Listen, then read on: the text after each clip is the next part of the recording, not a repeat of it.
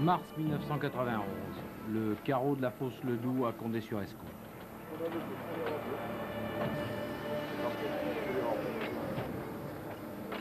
Bah, c'est triste, hein, parce que j'ai vu, j'ai pas revenu depuis le mois de septembre, hein. C'est vraiment triste. Hein. Ouais. Et ce bâtiment-là, vous le rasez aussi, là? Ah, tout. Et le bureau, même bureau, vous le rasez là-bas? Tout. Oh, les salauds. Je prends les coups. Ah, là.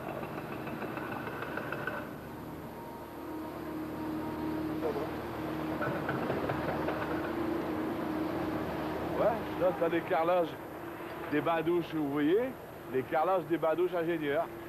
Voilà. Et en dessous, c'est les bains-douches ouvriers, tout en bleu.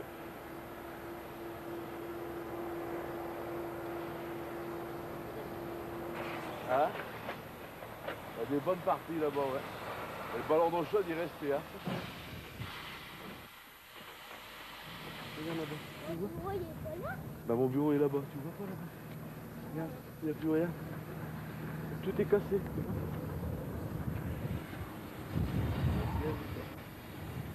Ça vous fait rien de démolir un truc comme ça? C'est de la ferraille. Hein. Ouais, c'est de la ferraille pour vous. Ouais. Nous, il n'y a plus de sentiment, vous voyez. Comment elle a fait pour On a la passé par temps de démolir? vie là-dedans, il y a du sentiment. Comment Tandis que elle vous, a bah, fait c'est de la pour la ferraille. Ouais. démolir, la C'est vrai. grille? Allez, on y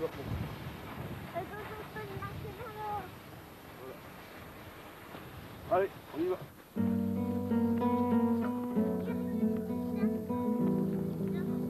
Eh oui.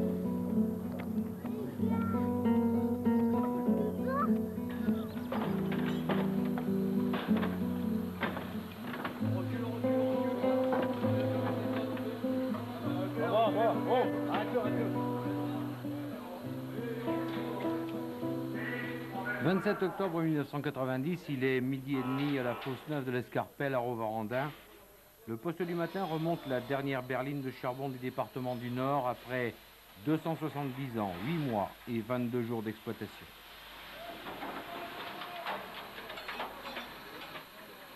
C'est vraiment la fin de la mine, quoi.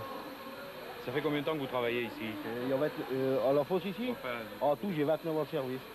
Ouais. Vous avez fait plusieurs fosses? Oui, ça fait la troisième fosse. J'ai fait Bonnel, Barrois et puis la fosse neuve ici.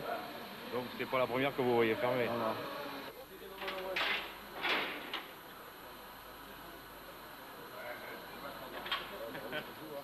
C'est toujours triste quand on pense que c'est demain le dernier poste. Bon, ce ne sera pas tout à fait le dernier poste, mais disons que l'exploitation elle s'arrête effectivement aujourd'hui. Hein. Très triste. Tout le monde, tout le monde y est triste. Tous les mineurs. Comment ça s'est passé au fond, ce matin?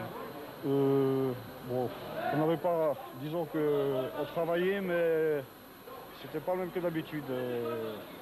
On se parlait de moins, et d'habitude on se parle, on rit ensemble, tandis qu'aujourd'hui c'était très sérieux. Ça va, on peut travailler. Comme d'habitude? Oui, comme d'habitude. Un petit peu. Ouais. Pas beaucoup, mais travailler quand même. Les molettes ont encore tourné un mois, le temps de terminer les travaux de démantèlement et de préparation du remblayage du puits. Pendant le week-end du 24 au 26 novembre 90, les aboutiers ont enlevé les 2 cages et les câbles. Le puits de l'Escarpelle a été comblé fin janvier 91.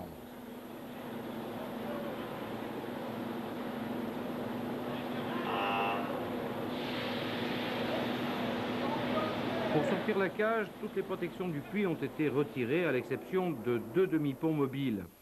Les ouvriers travaillent la plupart du temps au-dessus du vide en accrochant le mousqueton de leur harnais de sécurité aux structures du puits.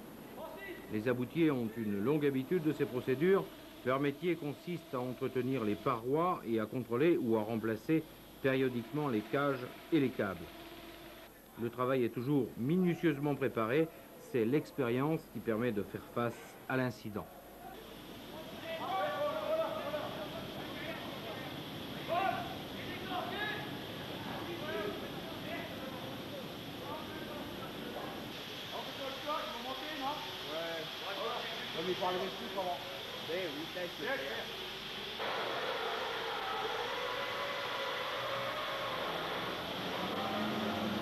La cage est rendue solidaire du câble porteur par une pièce d'acier. Mais sous les cages, un autre câble les relie entre elles pour assurer leur équilibre. Il s'agit donc de détacher les deux câbles, l'un après l'autre, opération réglée au centimètre en coordonnant l'équipe d'aboutier et les deux treuils qui manœuvrent l'ensemble.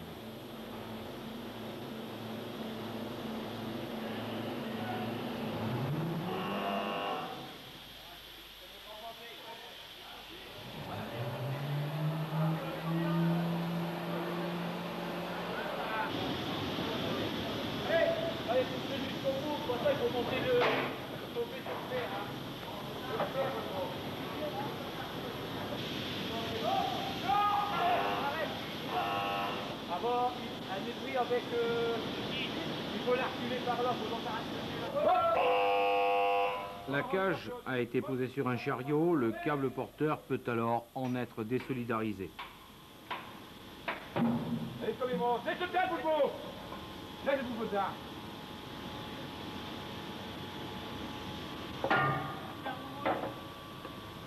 Chaud, devant venir.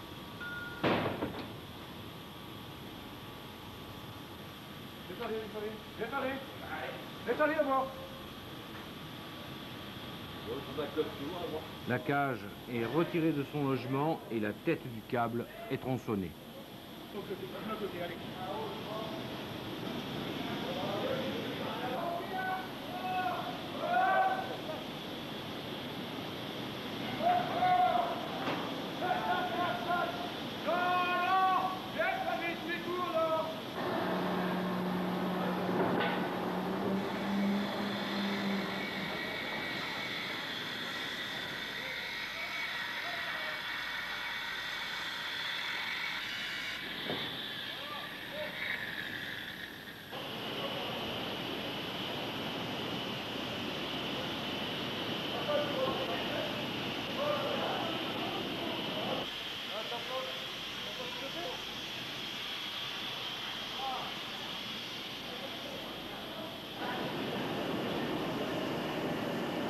Le câble va dérouler pour la dernière fois ses 800 mètres jusqu'aux molettes en passant par la poulie de la machine d'extraction.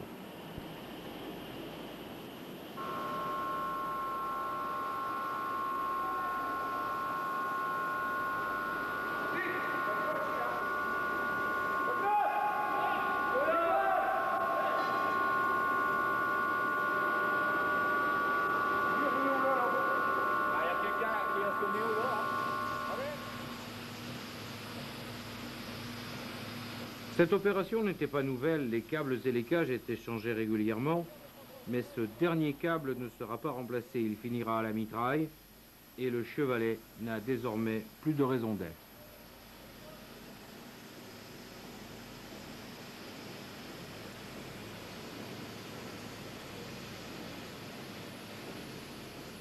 C'est toujours triste de voir un siège fermé, quoi.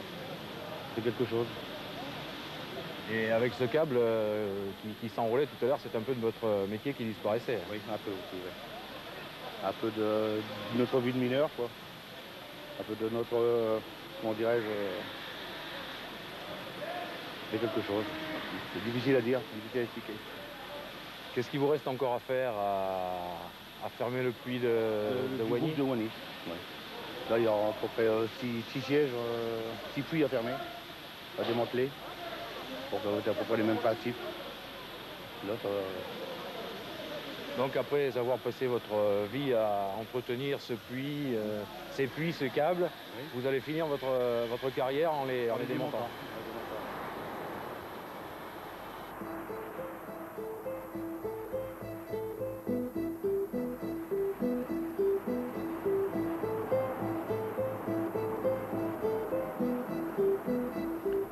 Dans le Pas-de-Calais, le charbon a été découvert le 7 juin 1842 dans le parc d'un château de Wagny. 35 ans plus tard, la production du département dépassait celle du Nord. Dans le bassin, le nombre des ouvriers quadruple, la population double, et dès la fin du 19e siècle, les compagnies minières qui embauchent à 12 ans prennent en main toute la vie des mineurs, de la maternité à l'assurance décès, en passant par l'école et le logement. La cité est construite autour de la fosse et la formation des futurs mineurs suit le changement des techniques, des méthodes et des matériels.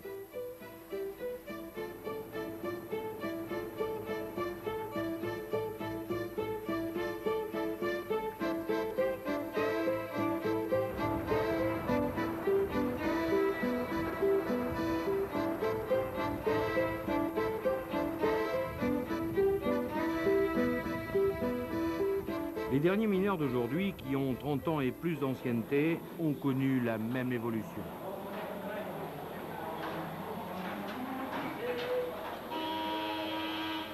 Je suis fier d'être mineur, mais je ne suis pas tellement fier d'être le dernier chef porion du bassin. J'aurais aimé qu'il y en ait encore d'autres derrière moi. J'ai commencé à travailler la mine à 14 ans. Et à 14 ans, on n'est pas bien armé pour répondre à l'attente qui nous est faite à ce moment-là. Et pour vous situer, je faisais 1m44 ou 1m45 pour 40 kg. Donc j'ai juste la limite d'embauche. Pendant un an ou deux, j'ai eu des difficultés, mais qui étaient uniquement de l'ordre physique. Et à 16-17 ans, quand on commence à s'étoffer un petit peu, il n'y a plus de problème. Vous avez fait tous les métiers qui s'exercent au fond? Je suis passé depuis le stade de Galibot, donc de 14 à 18 ans, où on passe, on nous amène au fur et à mesure de l'âge, si vous voulez, à être plus au contact du métier du réel métier de mineur. Et ensuite, à partir de 18 ans, on nous met un peu à l'épreuve. C'est-à-dire? Des stages de charbon piqueur, marteau piqueur, tout ce qui est travaux directement productifs. C'était le début de la mécanisation et on travaillait surtout au marteau piqueur. Oui. Ensuite, vous avez donc connu les tailles comme elles étaient exploitées jusqu'au bout, c'est-à-dire avec soutènement marchand et le démarrage de l'exploitation mécanisée par Rabot et Aveuse. Et ensuite, on a connu l'implantation du soutènement marchand. Sous formes diverses, matériel très souple pour veines masses, jusqu'aux grosses piles type Edmond pour des veines avoisinant 3 mètres. Qui dit nouvelle technique, dit matériel beaucoup plus lourd, donc respecter certaines règles au niveau manutention de gros appareillages. Il a fallu penser aussi à améliorer les conditions de travail, liées directement à la mise en place de ces nouvelles techniques. Et il a fallu aussi travailler de façon très ordonnée. Juste après la guerre, on a commencé à électrifier. Autant que je m'en souvienne, j'ai connu les derniers moteurs à air comprimé. Et en 60, on avait déjà pas mal électrifié au fond.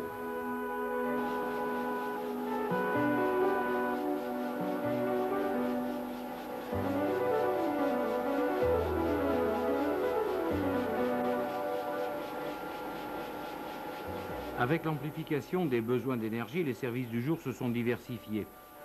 Après les compresseurs d'air, vieux parfois de plus d'un demi-siècle, sont venues les stations électriques. L'augmentation des capacités d'abattage a entraîné des demandes d'aérage plus importantes, alors que les tonnages transportés, matériel, charbon, croissaient en proportion. Le fond devenait une usine qui se doublait d'une autre usine au jour. Ces nouveaux moyens ouvraient de nouvelles perspectives à la sécurité. Le télévigile était devenu un poste de contrôle et d'intervention sur toutes les activités du fond.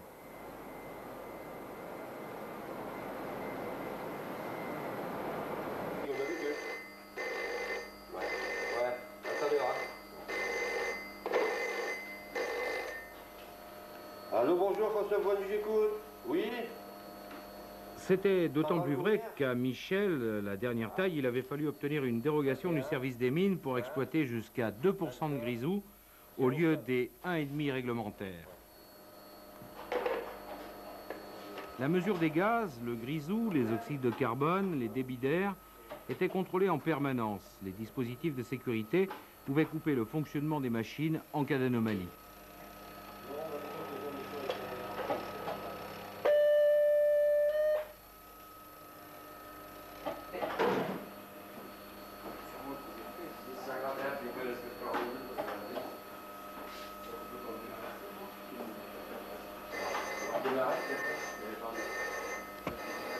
202 alors. Teneur. Alors on a 1,20 sur 202. Comment? Parfait. Ouais, mais c'est normal, hein.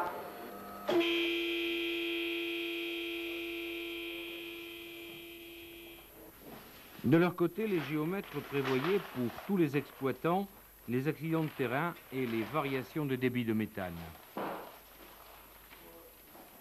Bon, donc notre taille est arrivée donc au point 22-21 768.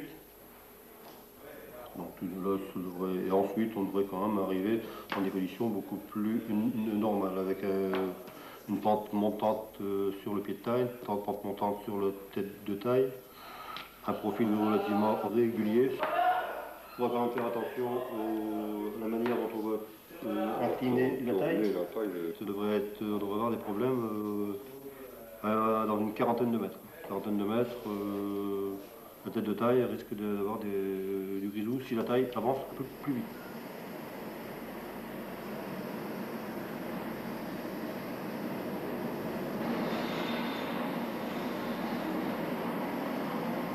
Michel, le dernier chantier d'abattage du charbon, a été traité comme tous les autres avant lui. L'ensemble des paramètres nécessaires au fonctionnement d'une taille et de l'évacuation de ces produits ont été gérés comme ils devaient l'être d'habitude. Situation paradoxale que celle où se sont trouvés ces hommes abattant du charbon, non pas pour produire, mais pour se conserver un travail.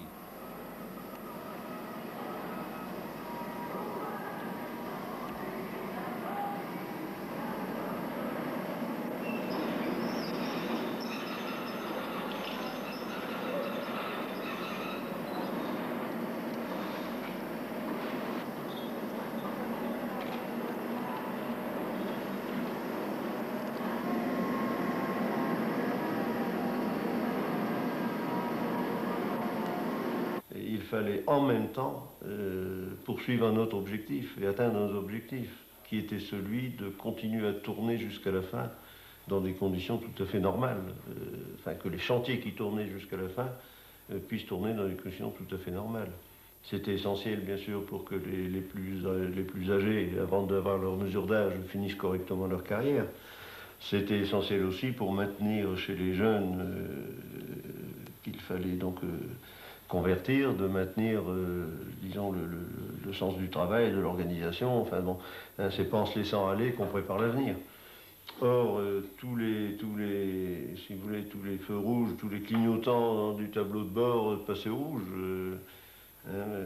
Comment assurer la sécurité alors que les plus performants, les plus jeunes, les spécialistes partaient? Comment lutter contre l'instabilité permanente des équipes alors que les gens partaient de manière impromptue? Si vous voulez, on ne savait pas répondre à ces questions. Comment faire, en somme? Comment maintenir l'ambiance au fond alors que la fin était prévue et que on savait très bien que le charbon n'intéressait plus personne.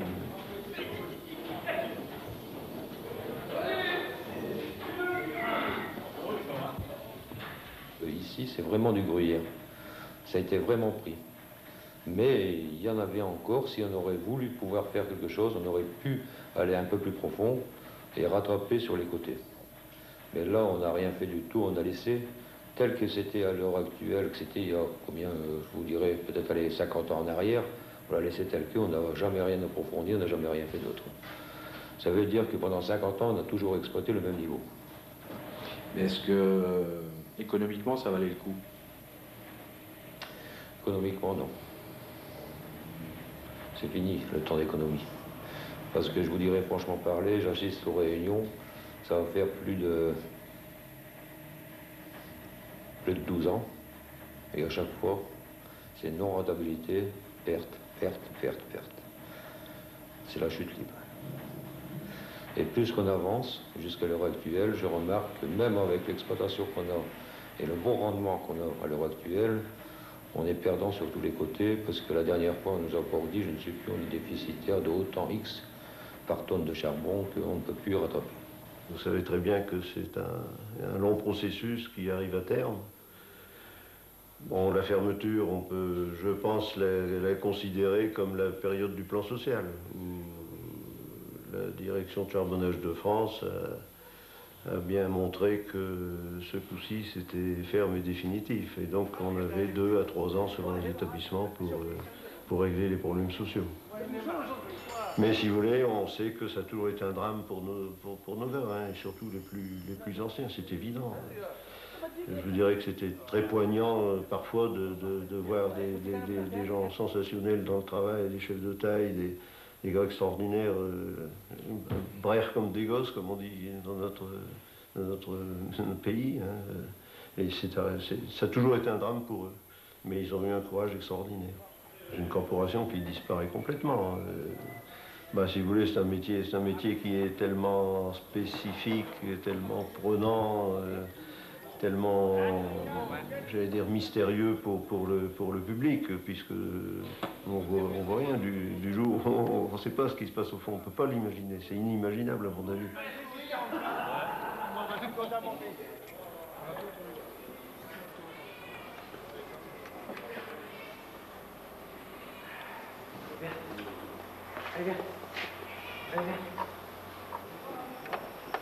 Ouais, là, tu vas démonter.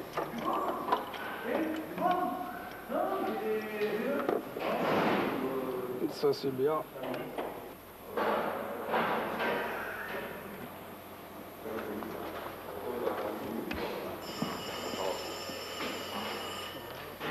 Et jusqu'au bout, chaque jour, après avoir enfilé les loquettes fosses, ils ont vérifié, entretenu les outils, les lampes et les grisoumettes. C'est bon. Voilà.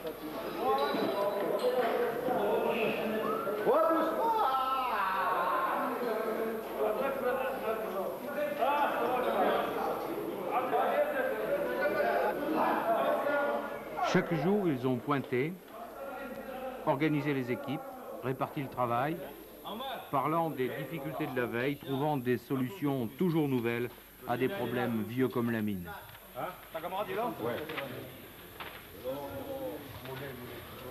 Viens, Jean. C'est mort. Il n'y en a pas? 84. 59, 59. Allez-y, allez-y, vous pouvez passer. À la machine. Je vais passer à bonjour les copains.